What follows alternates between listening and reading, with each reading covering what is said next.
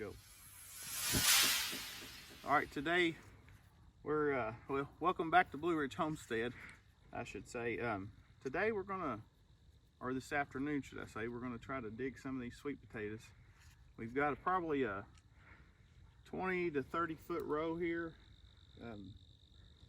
I planted, I believe, if I remember right, 11 plants, and I've never grown them before.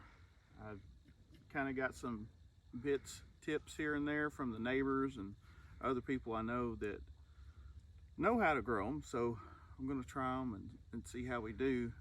The gist that I got was, outside of the main row that you grow them in, there's not going to be too many sweet potatoes out that way unless, I guess, you had a tremendously long growing season. But what you are going to look for, and get the camera zoomed in here a little bit so you can see, is where you did plant, you are looking for the crown, which is this part of the plant. It's, on mine, it's about as big as my thumb, and you pretty much pull, about 18 inches around is kind of where your biggest sweet potatoes are going to be. You might get some fingerlings outside of that. You may have sweet potatoes this big outside of that. So we're going to get as many of these done before the sun sets this afternoon. We have a killing frost coming tonight. It has poured down rain on us every day, and as soon as it dried up a little bit, here comes some more rain. So it's a blessing and a curse. It's part of gardening, and it's part of growing your own food. You don't get to dictate when the rain comes or when the rain stops. So we're going to get after it, and we'll be right back and show you what's underneath the soil here.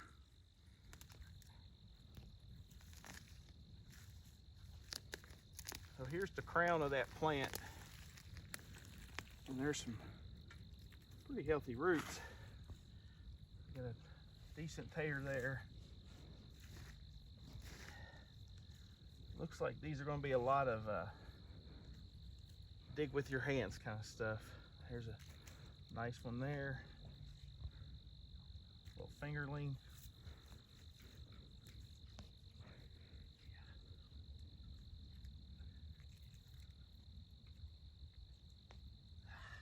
There's a nice one there.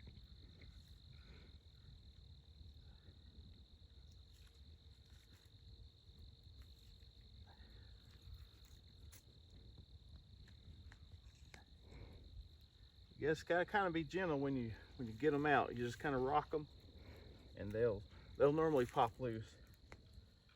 You'll hear the root, the bottom one, it'll pop. Just go on.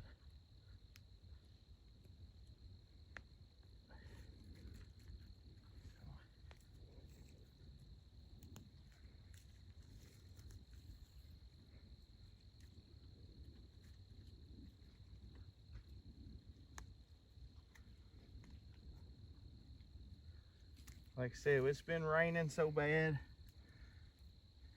This ground is mud. But looks like they did grew a pretty good little crop. So a little fingerling, I think that's what they call them.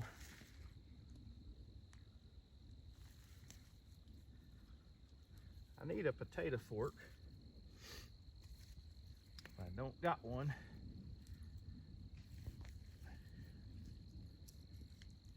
See, this is really good dirt here. Nice and dark. Got big old worms in it. That's good stuff. There's a couple more. What I'm getting out right now, this is just one plant. I say I got 11 up through there to go. So it's going to be a long process, I think. Long, dirty process. Wow. Oh, this one's a pig. Good night. That's a good one there. Another good one.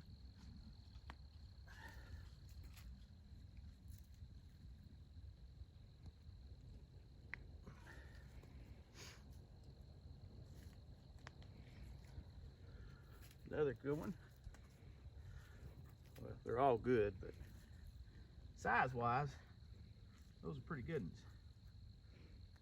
One that dried up, looks like.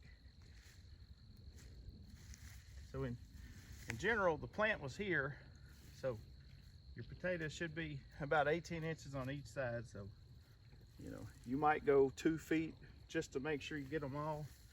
Just kind of depends on how long you grew them. When you get farther out, you'll get the fingerlings, I think is what they call that. They're still good. You make mashed sweet potatoes out of them or something of that nature. But you get hungry, you'll wish you had that fingerling sweet potato. So there we go. Like I said, all these are just off one plant, which never have grown a sweet potato. I don't know if that's a good harvest or not, but of course this is right on the edge of the end of the row. So once we get up in the middle, yeah, there's going to be some bigger ones, I think, and they'll probably be more plentiful. So we'll touch base with you when we get back up in there a ways.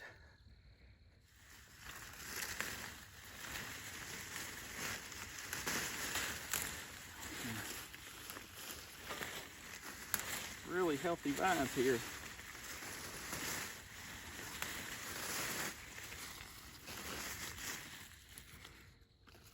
Take them vines down there to the pig and let her have at that. Trying to be careful not to get too close to pull the crown up. I've got a small plant here, looks like one of them that didn't fare so well.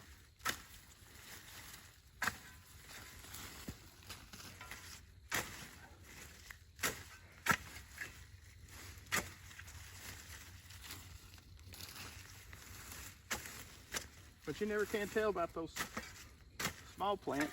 Sometimes they'll surprise you. Have the biggest fruit. Big things come in small packages.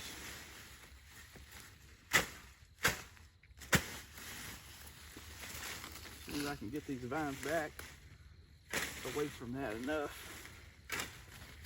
I'll dig it too.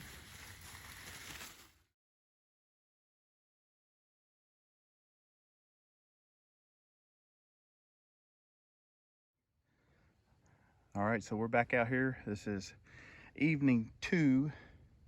We were lucky enough to avoid frost last night.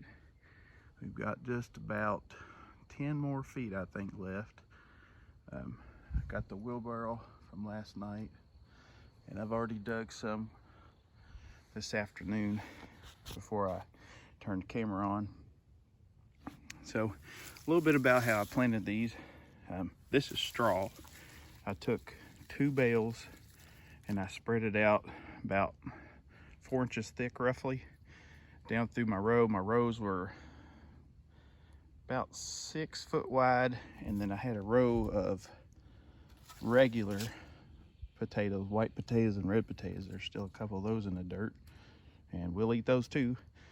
So once I dug my potatoes through here, I let the vines go ahead and grow across, which is what you see out right here. Those marigolds are actually what's called a blue marigold. They get about, shoot, I don't know, 3.5 foot tall. And if you don't have something around them, they fall over, and sometimes they even fall over if you do. So if you want to look them up, they're very beautiful and a natural defense against pests. So, but I'm gonna throw some vines back and see if I can't find just a couple sweet potatoes in here to dig up. Right up next to our rabbit fence. Looks like one of the leaders off of that main plant came out here and dropped a few goodies for us. There's a nice one there. There's a good one. Another pretty good one. Look like you got a little moisture there at the end, too much. You get too much moisture, they'll do like a tomato. They'll suck it all up too fast, faster than they can grow, and then they bust. So just something to keep in mind. You want to water them, I guess, fairly regularly, and go from there. You can see this dirt is just really good quality soil. So you dig around them, kind of like that. Most of them are going to be sticking straight up. You grab them and you just want to wiggle them, and you'll hear them pop. Any of you all that's had a tooth pulled, that's kind of what it reminds you of, just a little pop. So up in here, there's another one. You might be able to hear the popping. And then we got one right here. Man alive, they just keep coming. There's one here. There we go. Another. So just out of this little spot, about 3 times the size of my hand, that's how many sweet potatoes came out of it. So they are very productive little critters, and very excited and happy to have them. So I'll dig some more and stop back in with you here in a minute. All right, so your potato slips, you can either get them from the greenhouse, or you can take a sweet potato, probably about that big around, about that long, turn it over in a glass of water to where the potato's under the water and sticking up above the water. The potato is going to grow roots out the bottom, which is going to nourish the sprouts, which are going to look just about like this. They're going to come out the top of the potato. They're going to also make roots. Once they kind of make some roots, you're going to want to transfer those into a little bit of water, let them get some more roots. Once they have roots about that long, you're going to plant them. So how I do it is I put out 2 bales of straw in this row, or how I did it. I want to say how I do it because this is my first year growing them. So when we planted them, it was about to come a thunderstorm, so we scattered the straw quick and we just pulled the straw back. So just kind of use your imagination. This is new straw. We pulled it back till we got to dirt.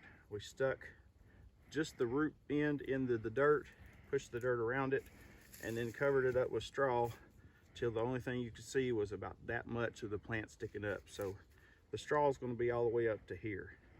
So, and then over time of watering it, decomposition, just all the good stuff going through it, it really breaks down a whole lot and mixes in with the soil just a tad. This will all go straight back into the dirt, which is going to make it even better next year. Don't know that I'll grow sweet potatoes here next year. I may grow something else. I don't know that I'll need to after what we're seeing from our results this year. So I'm going to pull a few more sweet taters. Like I said, this would be the center of the row. This would be where the crown was, and you're looking out 18 inches each side. I have been finding them all the way over here. So again, really good year. There's one, I broke it off, but it'll still eat. They're just, the further you go out, the smaller they'll get, of course. But like I said, they'll still eat. There may come a time when you wish you had a little sweet potato, a little bite of sweet potato to eat. So the way the shortage is affecting everybody right now. Went to get aluminum foil earlier and had to go to 2 stores to get it. One store was completely out, so they said they couldn't get it. But anyway, holy moly, there's a big old sweet tater right here. So I'll just try to dig around that without snapping it off. See if I can get this little one out. That'll free up a little real estate.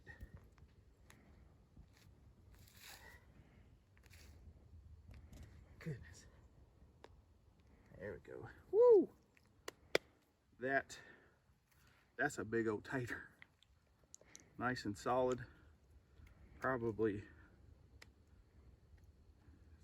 about 3 pounds, maybe 4. But just a real good year. First time growing them. Couldn't be happier. Really blessed to have this.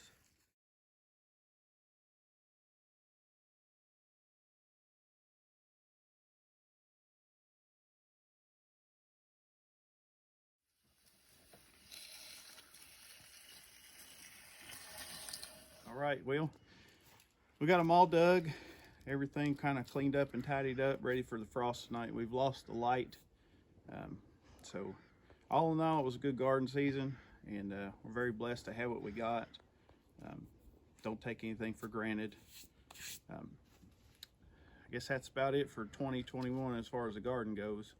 So we'll see you next year, and look for us to have some cooking videos and some preservation videos, stuff like that coming out during the fall and winter, early spring, and then we'll get back into planting again. But for now, this is Lewis and Sally for Blue Ridge Homestead saying follow us on Facebook. We have a Facebook group and we have Instagram also.